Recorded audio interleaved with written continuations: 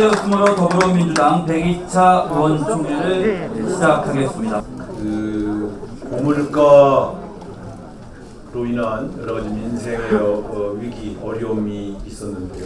또 코로나의 위기도 다시 또 확산되고 있어서 걱정이 많습니다. 여기에 지금 수해까지 겹쳐서 수해를 입지 않은 지역도 있습니다만 수해를 입은 지역의 경우에는 지금 우리 의원님들 또 지역 주민들이 굉장히 어수선하고 굉장히 심려가 크신 것으로 알고 있습니다. 그래서 계속 이렇게 국민들의 고통이 가중될 수밖에 없는 여러 악재들이 계속해서 발생하고 있어서 이럴 때일수록 우리 의원님들께서 경각심을 가지고 대책을 좀 논의해야 될 때가 온 것 같습니다.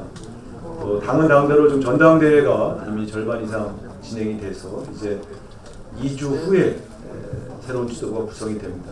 그러다 보면 또 이런 여러 가지 현안들을 집중해서 다루는데 약간의 그 집중력이 약해질 수 있기 때문에 이럴 때일수록 우리 의원님 개개인은 좀 긴장해서 여러 가지 현안들에 대한 긴장의 끈을 놓치지 말아줬으면 좋겠다.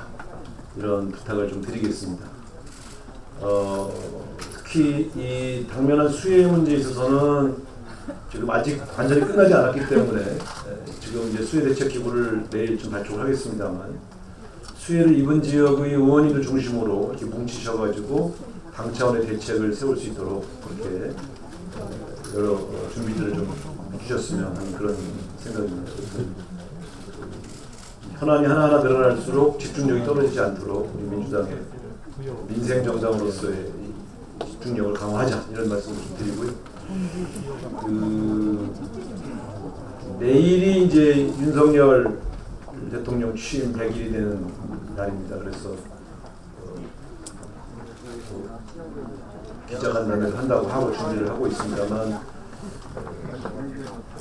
국민들의 기대에 흔적이 못 미치는 그러한 성적을 받고 있는 것 같고 이럴 때일수록 더불어민주당이 잘해야 역시 그래도 기댈 때는 더불어민주당밖에 없다 하는 국민들의 관심과 희망이 더 높아지지 않겠나 그런 책임감을 느낍니다. 어쨌든 결산국회도 해야 되고 여러 가지 현안들이 계속 늘어나겠습니다만 이럴 때일수록 일당백으로 우리 의원님들 한 분 한 분이 잘 활동해 주실 것을 당부를 드리겠습니다. 다음 주 서울하고 경기 지역 같은 경우도 지금 원래 코로나가 한 30만까지 창궐할 것으로 판단해서 비대면으로 대의원대회 수정을 했었습니다만 현재 정도의 규모면 3,000명까지는 해도 되겠다 싶어서 27일 날 서울과 경기 지역의 대의원대회는 대면으로 하기로 지난 주말에 비대위에서 결정을 했습니다. 다만 15,000명이 모이는 중앙대의원대회를 그대로 유지하는 것은 여전히 좀 부담스러워서 중앙대의원대회도 약 3,000명 규모로 인원을 제한해서 진행하는 것으로 그렇게 계획을 하고 있다는 말씀 드리면서 남은 기간에 전당대회를 성공적으로 마무리하고 여러 민생 현안들에 대한 우리 대처를 집중적으로 해나가면서 민주당이 다시 사랑받을 수 있는 정당으로 계속해서 전진해 나가자 이런 말씀을 드리도록 하겠습니다. 혹시 마지막은 좀일지 몰라서 인사드리겠습니다. 감사합니다. 네. 의원님들께서는 수해 현장에서 봉사활동도 하시고 또 약간의 휴직일 가신 분도 계실 텐데 오늘부터 본격적으로 법이 정한 결산국회가 시작되었습니다. 우리의 전열을 가다듬고 이제 민생 우선의 국회 또 우리 당의 건강성을 회복하는 그런 시기를 이제 맞아야 될 것 같습니다. 우상호 비대위원장님 모신 지가 2달 가까이 됐는데 끝날 때까지 끝난 게 아닙니다. 아마 다음 주에도 의원총회가 있을 테니 그때 그동안의 소회를 전달하는 시간을 가지시면 될 것 같습니다. 윤석열 대통령은 국민 다수의 반대에도 불구하고 대통령실 용산 이전을 강행하면서 공간이 의식을 지배한다고 말했습니다. 다 기억하시죠? 100일간 국정 운영을 지켜보면서 과연 윤석열 정부를 지배하고 추종하는 그 의식이 대체 무엇인지 알 길이 없습니다. 대통령이 있는 곳이 상황시라고 하는 주장대로라면 왜 청와대는 하루도 들어갈 수 없었던 것인지, 국민 절반이 반대하는 대통령실 이전은 왜 강행한 것인지 의문입니다. 윤석열 대통령은 서초동 자택에서 전화 지시를 내리고 총리는 자택이 벙커 수준이라는 기가 막힌 주장까지 버텼습니다.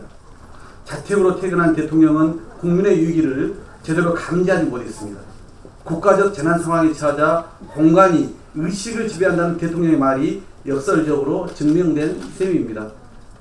국가와 국민을 위해서라도 더 늦지 않게 바로 잡아야 합니다. 민주당은 말씀드린 대로 곧 국정조사 요구서를 제출하겠습니다. 직무실과 관저공사 수주를 둘러싼 특혜와 비리 의혹을 그대로 방치하고 넘어갈 수는 없습니다.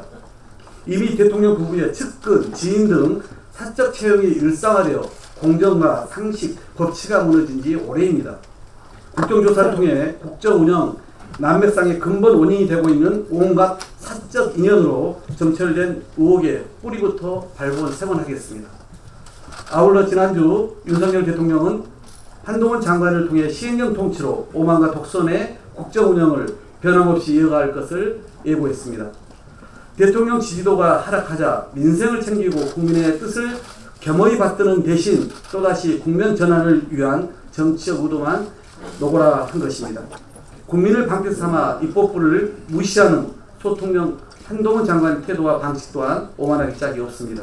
법을 수호해야 할 장본인이 헌법이 보장한 국회의 입법권을 정면 부정하며 또다시 시행령 통치를 일삼는 행위는 반드시 책임지게 될 것입니다. 민심을 등진 채 반성과 쇄신 없이 폭주한다면 국정 실패는 불보듯 뻔합니다.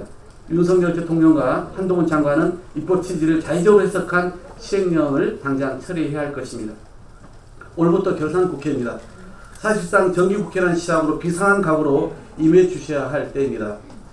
정부 여당의 무능과 오만 그리고 독선적인 국정운영 100일 동안 민생과 경제는 뒷전인 채 방치되고 있습니다.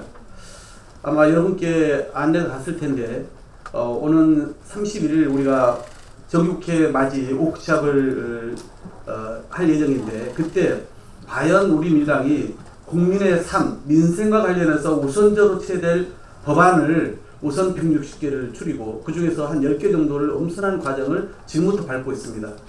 비록 우리가 정권을 잃었습니다마는 우리 국민의 눈높이에 맞고 삶에 부합되는 그런 민생 입법들을 지금부터 하나하나 우리 의원님들의 총의와 그리고 필요하면 국민 또는 우리 당원들의 그런 의견까지 모아서 순서를 정해나갈 예정입니다. 이렇게 하나하나 달라진 모습, 책임지는 모습을 가져나가야 되겠고요. 또 한편에서는 결산국회다 보니 저쪽은 온갖 문재인 정부의 마지막 소위 예산의 집행, 결산을 놓고 여러 가지 공격을 해올 걸로 예상이 됩니다. 그래서 지금부터 이미 이제 여러 보좌진과 또 예결위원님들 또 각 상임위에서 준비를 해온 걸로 알고 있습니다만은 거기에 맞춰서 저희가 제대로 잘못된 어떤 그런 선전선동에 대해서는 바로잡고 또한 지금 잘못된 그런 국정 난맥상에 대해서는 정확히 짚어내는 결산국회를 준비해 주셔야 된다는 말씀을 드립니다.